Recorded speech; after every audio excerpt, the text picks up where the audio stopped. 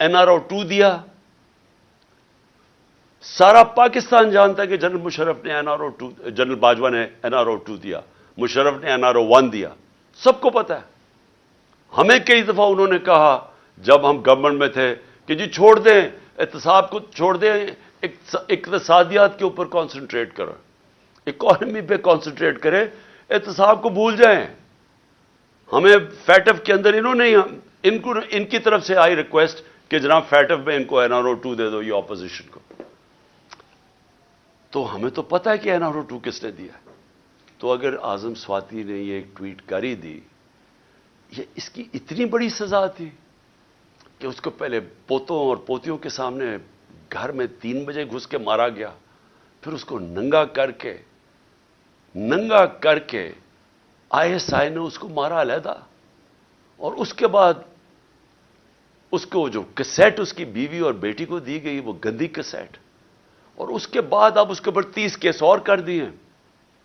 اس عمر میں آدمی کو کبھی کوئٹہ جا رہا ہے اور کبھی سندھ جا رہا ہے، اور میں آج کوئٹہ اور سندھ کے ہائی کورٹس کو سلام پیش کرتا ہوں کہ جس طرح انہوں نے سٹینڈ لیا اس کے اوپر.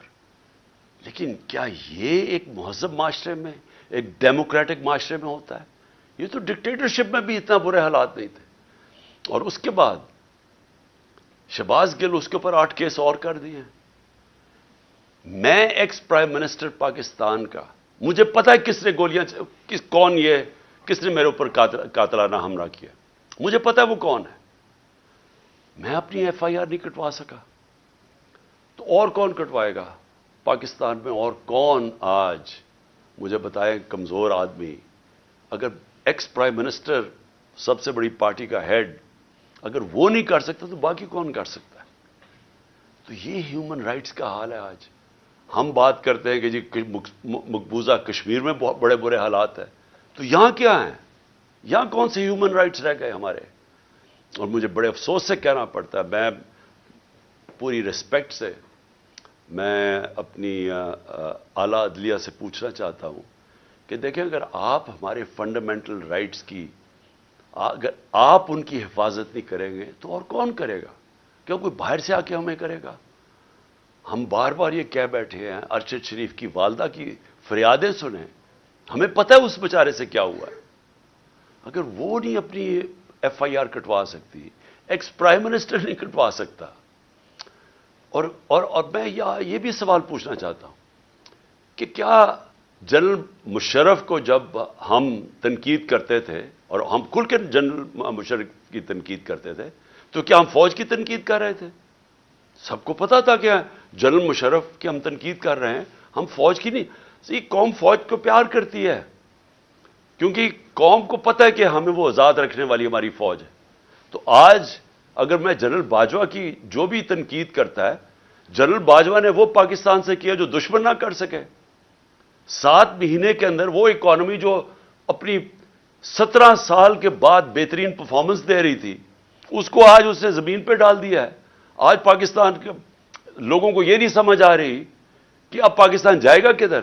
ہمیں تو یہی نہیں سمجھ آ رہی کہ اب اس میں سے نکالے گا کیسے کوئی.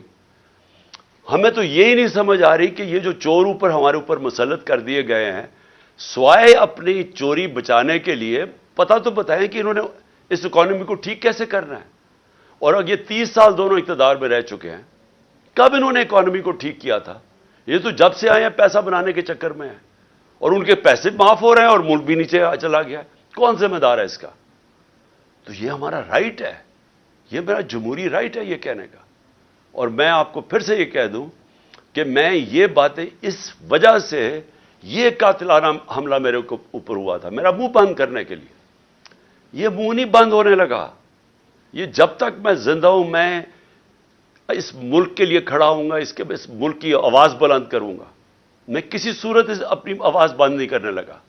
اور میں یہ چاہتا ہوں کہ اگر کوئی ادارے کے اندر کالی بھیڑیں ہیں تو ادارہ اپنا وقار اونچا کرتا ہے جب ان کے اگینسٹ ایکشن لیتا ہے. یہ نہیں کہ جو بات کرتا ہے ان کے اوپر کارروائی شروع کر دے، جو کہ اعظم سواتی سے خاص طور پہ ہوا ہے.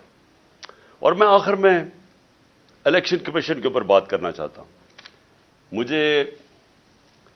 میں پھر سے یہ کہتا ہوں کہ میں نے پاکستان میں جب سے بھی میں 26 سال سے الیکشن لڑ رہا ہوں، میں نے اپنی زندگی کے اندر کبھی اس طرح کا الیکشن کمشنر نہیں دیکھا، جو ایک تو یہ جو سکندر سلطان ہے اور دوسرا جو کہ سندھ کا الیکشن کمیشن ہے۔ پہلے میں یہ واضح کر دوں کہ جو سندھ کا الیکشن کمشنر ہے یہ سندھ گورنمنٹ کا ملازم ہے، یہ انڈیپینڈنٹ الیکشن کمشنر نہیں ہے۔